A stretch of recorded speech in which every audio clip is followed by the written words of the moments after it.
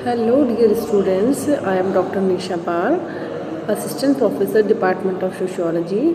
So in the lecture of today's we will see the meaning and the definition of sociology. Here you can see in the video समाज शास्त्र का अर्थ एवं परिभाषा। तो सबसे पहले बच्चों मैंने हिंदी में लिखा है समाज शास्त्र, जिसको हम इंग्लिश में क्या बोलते हैं, सोशियोलॉजी। सबसे पहले मैं आपको ये बोलूँगी इसका प्रोनाउंसिएशन बिल्कुल ठीक करना है, क्योंकि सभी बच्चे इसका प्रोनाउंसिएशन गलत करते हैं। आपको क्या बोलना है, सोशियोलॉजी। ओके, तो ये दो शब्दों से मिलकर बना है। पहला शब्द आप देखेंगे सोशियस, SOCIUS, और दूसरा शब्द है लोगस, LOGUS। अब पहला जो शब्द है सोशियस, ये लैटिन भाषा का है और दूसरा शब्द है ग्रीक भाषा का। तो इसको बच्चे अक्सर पेपर में गलत करते हैं। सोशियस को लिखते हैं ग्रीक भाषा और कई बार लोगस को लिख देते हैं, लोगस को लिखते हैं लैटिन भाषा। तो आप इस मैंने ब्रैकेट में लिखा है, ये देखिए इधर आप LG मैंने यहाँ पे आपको मेंशन किया है, राइट। तो ये जो LG है, इस आपने टीवी का ब्रांड भी सुना होगा, है ना। तो L फॉर लैटिन भाषा याद रखना, पहला शब्द जो सोशियस है वो लैटिन भाषा का है, और G फॉर ग्रीक भाषा। तो LG से आपको सीक्वेंस याद रहेगा। ओके, सोशियोलॉजी दो शब्दों से मिलकर बना है, सोशियस एंड लोगस। अब ये देखो, सोशियस का मतलब क्या होता है बच्चों, सोशियस का मतलब होता है समाज, ठीक है, और लोगस का मतलब होता है शास्त्र, जिसको हम क्या बोलते हैं, विज्ञान। अब समाज, अगर मैं आपसे पूछूं बच्चों समाज किसको बोलते हैं, तो समाज से हमारा तात्पर्य दो या दो से अधिक व्यक्ति जो आपस में अतः निर्भर हो और अंतः संबंधित भी हो, एक दूसरे पे इंटरडिपेंडेंट भी हो।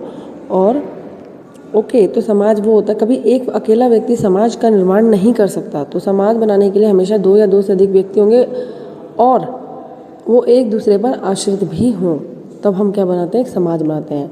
अब शास्त्र सुनने में थोड़ा टफ लगता है, लेकिन शास्त्र को थोड़ा सा इजी करते हैं। तो शास्त्र से हमारा तात्पर्य है विज्ञान, और विज्ञान से हमें पता है कोई भी विषय जिसके पीछे अगर हम विज्ञान लगा देते हैं तो इसका मतलब होता है किसी भी विषय का क्रमबद्ध एवं व्यवस्थित अध्ययन करना क्या कहलाता है, विज्ञान कहलाता है। ओके, अब जैसे मैंने समाज के पीछे शास्त्र लगाया, तो इट मीन्स हम समाज का कैसा अध्ययन कर रहे हैं, क्रमबद्ध और व्यवस्थित अध्ययन कर रहे हैं, यानी कि प्रॉपर चीज़ें मेथड से हो रही हैं, सीक्वेंस में हो रही हैं, बिना किसी पक्षपात के हो रही है, सत्य पर आधारित हो रही है। क्योंकि अगर सत्य पर आधारित नहीं होगा तो वो विज्ञान नहीं होगा। ओके, अगर आप देखो प्राकृतिक विज्ञानों की जब हम बात करते हैं, फिजिक्स है, केमिस्ट्री है, बायोलॉजी है, कभी कोई केमिकल मिलाना है, तो हमने कभी ऐसे बोला कि पिंक कलर हमारा फेवरेट है, पिंक मिला दो, नहीं, वहाँ पे आपकी अपनी चॉइस नहीं चलती। ओके, तो विज्ञान से हमारा तात्पर्य है क्रमबद्ध और व्यवस्थित अध्ययन। जिस चीज़ की भी आप स्टडी करोगे बिना किसी पक्षपात के सत्य पर आधारित होगी, क्रमबद्ध भी होगी, प्लस व्यवस्थित भी होगी। अब देखो समाज शास्त्र का मतलब क्या बना, अतः समाज का क्रमबद्ध एवं व्यवस्थित अध्ययन को हम क्या बोलते हैं, समाज शास्त्र बोलते हैं। ओके, अब इसका जो जन्मदाता है वो कौन है, ऑगस्ट कॉम्टे। मैंने अंडरलाइन भी किया हुआ है बच्चों, आप यहाँ पे देख सकते हो। जो मेन नाम इनका है ऑगस्ट और कॉम्टे। यदि पूरा नाम आपको पता होना चाहिए, क्योंकि आप सोशियोलॉजी के स्टूडेंट हो, तो इनका पूरा नाम है Isidore Auguste Marie Francois Xavier Comte. इनका जन्म कब हुआ था, 1798 में हुआ था, और डेथ हुई थी 1857 में। फ्रांस में इनका जन्म हुआ। ओके, तो समाजशास्त्र विषय के इनको जनक कहा जाता है। अपने समाज का वैज्ञानिक रूप से अध्ययन करने वाले एक नए विज्ञान की कल्पना की और उसका नाम क्या रखा, शुरू में इसका नाम था सामाजिक भौतिकी, परंतु बाद में इसका नाम क्या रखा गया, समाजशास्त्र रखा गया। और विषय का जन्म कब हुआ बच्चों, 1838 में। कई बार क्या होता है, बच्चे कंफ्यूज हो जाते हैं, ठीक है, बच्चे कंफ्यूज क्या होते हैं, एक तो जन्म में 17, कुछ बच्चे क्या करते हैं 1838 में जन्म लिख देते हैं। ये जो बुक का जो विषय का जो सृजन हुआ, तो बच्चे क्या करते हैं, इसी को सोचते हैं कि अगस्त कॉम्टे का जन्म हुआ। अगस्त कॉम्टे का जन्म, ध्यान रखना, 17 की सीरीज़ में हुआ है। ओके, 1798 में जन्म हुआ है। तो जब जन्म, तो बुक कैसे लिख देंगे ना, 1838 में बुक लिखी और 1857 में उनकी डेथ हुई। अब हम देखते हैं, देखो अर्थ में मेरे हिसाब से किसी को कोई डाउट नहीं होना चाहिए। ओके, फिर से देख लो, सोशियोलॉजी दो शब्दों से मिलकर बना है, सोशियस प्लस लोगस। सोशियस लैटिन भाषा का है, वो ग्रीक भाषा का है। सोशियस से हमारा मतलब समाज से है और लोगस से हमारा मतलब शास्त्र से, अर्थात समाज का। मैं एक शब्दों में अगर बच्चों आपसे पूछती हूँ कि what is the meaning of sociology, तो आप बोलोगे मैडम समाज का क्रमबद्ध और व्यवस्थित अध्ययन समाजशास्त्र कहलाता है। अब कुछ विद्वान हैं जिन्होंने डेफिनेशन दी है। तो वर्ड, अब आप बच्चों एक स्टैंडर्ड तरीका आपको ध्यान रखना है, इन्वर्टेड कॉमा से हम शुरू करेंगे, इन्वर्टेड कॉमा पे ख़त्म करेंगे और यहाँ पे हम राइटर का नाम देंगे। आज तक क्या होता था, आज तक आप पहले क्या करते थे, इसके अनुसार, वर्ड के अनुसार, मैकाइवर एवं पेज के अनुसार। अब हमें ऐसा नहीं करना है। अब हम क्या करेंगे, अब हम करते हैं, सबसे पहले डेफिनेशन लिखेंगे। समाज शास्त्र समाज का विज्ञान है। किसने बोला बच्चों, ये वर्ड ने बोला। अब डेफिनेशन को समझो, क्या कहा उन्होंने कि समाज शास्त्र जो है किसका विज्ञान है, समाज का। बहुत सिंपल सी डेफिनेशन है और इस पूरी डेफिनेशन में सब कुछ है कि हम विज्ञान तो है, जैसे बायोलॉजी है ना, जूलॉजी है, किसी में हम जंतुओं का अध्ययन करते हैं, बायो में हम जीवों का अध्ययन करते हैं ना, इसी तरीके से समाजशास्त्र में हम किसका अध्ययन करते हैं, समाज का अध्ययन करते हैं। अच्छा, अब आप एक चीज़ और नोटिस करो बच्चों, ये जो ब्लैक पेन से मैंने लाइन लगाई है, ये याद रखो आप, है ना, कीवर्ड बोलते हैं हम उसको डेफिनेशन का, कि वर्ड ने क्या बोला, समाज का विज्ञान। नेक्स्ट डेफिनेशन बहुत इंपॉर्टेंट है, मैकाइवर एवं पेज की, ये इनका नाम है, मैकाइवर एवं पेज। समाजशास्त्र सामाजिक संबंधों के विषय में है, संबंधों के जाल को ही हम समाज कहते हैं। ठीक है, फिर से देखो, समाजशास्त्र क्या है, सामाजिक संबंधों के विषय में है और संबंधों के इसी जाल को हम समाज कहते हैं। अच्छा, संबंध किस तरह के बच्चों, आपने एक देखा होगा, परिवार है, परिवार बगल में पड़ोस है, समुदाय है, समितियां हैं, है ना, आपस में आप रिश्ते नातेदारी ये सब देखो, ये क्या है, सब सामाजिक संबंधी तो हैं। और संबंधों का ये जो जाल है, ये जो ताना बाना बुना हुआ है, आप अपने अगल बगल अड़ोस पड़ोस पूरे गांव में देखो, ये जो इन संबंधों का जो जाल है, इसी को हम क्या बोलते हैं, समाज कहते हैं। मैंने यहाँ पे अंडरलाइन भी किया हुआ है, सामाजिक संबंधों प्लस जाल को। ओके, इनको अंडरलाइन कर लेना। अब हम देखते हैं, इसमें से कुछ इंपॉर्टेंट लाइन्स हैं जो आप, फिर से मैं कह देती हूँ, ये लैटिन भाषा का है, ये ग्रीक भाषा का है। इसका मतलब समाज है, इसका मतलब शास्त्र है, शास्त्र मतलब विज्ञान। ओके, एक मिनट में, अच्छा, और ये 1798 टू 1857 याद रखना, 1838 इनकी डेट ऑफ बर्थ याद रखना। ओके, और ये इनका जो नाम है, इसिडोर अगस्त, मैं थोड़ा सा अंडरलाइन करती हूँ। ओके, वेट, मैं ऊपर से अंडरलाइन कर देती हूँ बच्चों। Isidore Auguste Marie Francois Xavier Comte, class में होते तो मैं आपको याद करा दी थी। अब इसको देखते हैं हम नेक्स्ट वीडियो। नेक्स्ट डेफिनेशन दी है बच्चों श्री गिडिंग्स ने। क्या बोला गिडिंग्स ने, ये डेफिनेशन दी है आपकी श्री गिडिंग्स ने। समाजशास्त्र समग्र रूप से समाज का क्रमबद्ध और व्याख्या है, क्रमबद्ध वर्णन और व्याख्या है। देखो, जब अगर विज्ञान लग गया तो ये चीज़ आप ध्यान रखना कि क्रमबद्ध अध्ययन होगा ही होगा।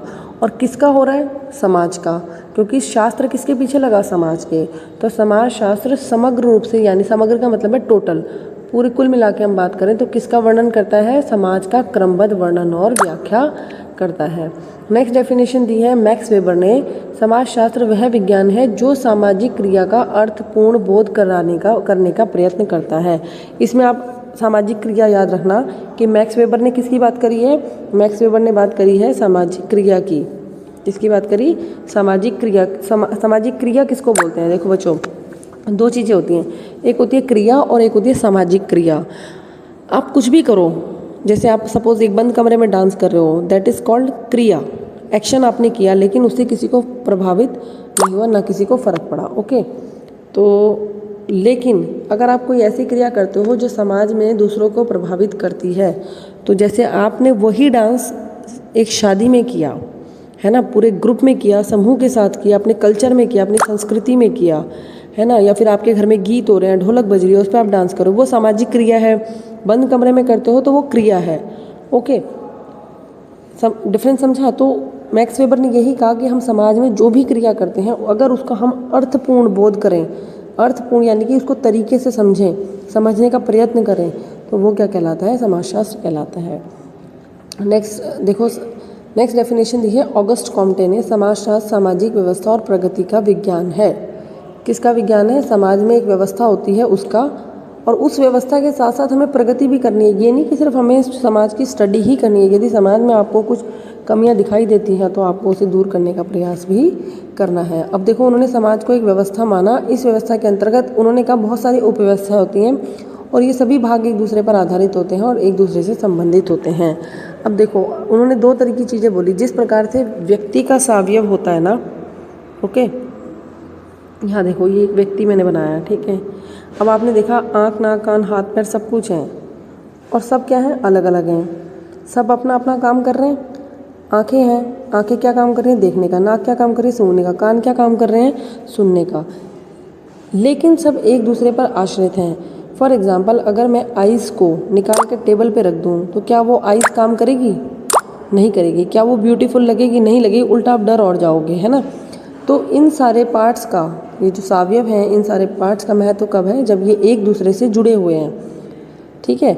ये मैंने लिखा भी है अन्योन्याश्रित, यानी कि इंटरडिपेंडेंट है, एक दूसरे पर क्या है, इसका मतलब इंग्लिश में समझ लो इंटरडिपेंडेंट। तो हमारे हाथ, पैर, आँख, नाक, कान क्या हैं, ये पूरी एक बॉडी कब बनती है, जब ये एक दूसरे पर आधारित होती है ना। और तभी वो विशेषीकरण करती है। विशेषीकरण से हमारा मतलब क्या है बच्चों, आँखों का काम क्या है, देखने का। हाथों का काम क्या है, कुछ चीज़ पकड़ने का, करने का, है ना। पैरों का काम क्या है, चलने का। इसको हम बोलते हैं विशेषीकरण। और यही श्रम विभाजन है। श्रम मतलब सारा काम बटा हुआ है, आंखें अपना काम करें, हाथ अपना काम करें, पैर अपना काम करें। तो ऑगस्ट कॉम्पटन ने कहा जिस प्रकार व्यक्ति का सावयव होता है उसी प्रकार से समाज का भी सामाजिक सावयव है। अकेला एक व्यक्ति या एक कोई भी एक यूनिट समाज नहीं बना सकती। समाज भी व्यक्तिक सावयव की तरह कई भागों से मिलकर बना है और इन्हीं भागों में जब सामंजस्य उत्पन्न होता है, यानी कि एडजस्टमेंट होता है, तो समाज में एक व्यवस्था बनती है। और समाजशास्त्र जीवन की इसी व्यवस्था अर्थात समाज के विभिन्न इंटरडिपेंडेंट भागों के बीच पाए जाने वाले सामंजस्य का अध्ययन करता है। अर्थात समाज में ही वो कहना, इन शॉर्ट अगर हम कहें तो समाज भी कई तरह की भागों से और व्यवस्थाओं से मिलकर बना है। जैसे गांव है, क्या शहरों का महत्व है अगर गांव नहीं है तो, क्या गांव का महत्व है अगर शहर नहीं है तो, सब यानी कि हर संस्था का अपना महत्व है। परिवार, व्यक्ति का महत्व परिवार से, परिवार किससे बना, व्यक्ति से। तो सब एक दूसरे से जुड़े हैं, सब एक दूसरे पर आश्रित हैं और सब अपना अपना काम कर रहे हैं। किसान अपना काम कर रहा है, डॉक्टर अपना काम कर रहा है, टीचर्स अपना काम कर रहे हैं। इस तरीके से समाज में श्रम का विभाजन भी है और विशेषीकरण भी है और एक दूसरे पर इंटरडिपेंडेंसी भी है। तो इन्हीं सभी संबंधों को, इन्हीं सभी सामंजस्य को जब हम समझते हैं तो क्या कहलाता है, वो समाजशास्त्र कहलाता है। सबसे सिंपल शब्दों में अगर मैं बोले, हम आपको बोलें समाजशास्त्र क्या है, तो आप ये बोल सकते हो कि समाज का हम क्रमबद्ध और व्यवस्थित अध्ययन करते हैं, उसे हम समाजशास्त्र कहते हैं। ठीक है। समाजशास्त्र सामाजिक संबंधों से बना हुआ है और संबंधों के इसी जाल को हम समाजशास्त्र कहते हैं। समाज का क्रमबद्ध वर्णन और व्याख्या क्या है, समाजशास्त्र है। मैक्स वेबर ने क्या कहा, सामाजिक क्रिया को जब हम अच्छे से समझते हैं, उसे समझने का प्रयत्न करते हैं, वो है। ऑगस्ट कॉम्पटन ने क्या कहा कि समाजशास्त्र एक सामाजिक व्यवस्था और प्रगति का विज्ञान है। तो सिर्फ आपको सामंजस्य ही नहीं पढ़ना या फिर संबंधों का अध्ययन ही नहीं करना, यदि समाज में प्रगति के ऑप्शंस आपको दिखते हैं तो वो भी आपको करना है। समाज में यदि आपको कोई समस्या दिखती है तो बीइंग अ सोशियोलॉजी स्टूडेंट्स आपको वो इम्प्रूवमेंट्स भी करना है। तो ये था आपका समाजशास्त्र का अर्थ एवं परिभाषाएं।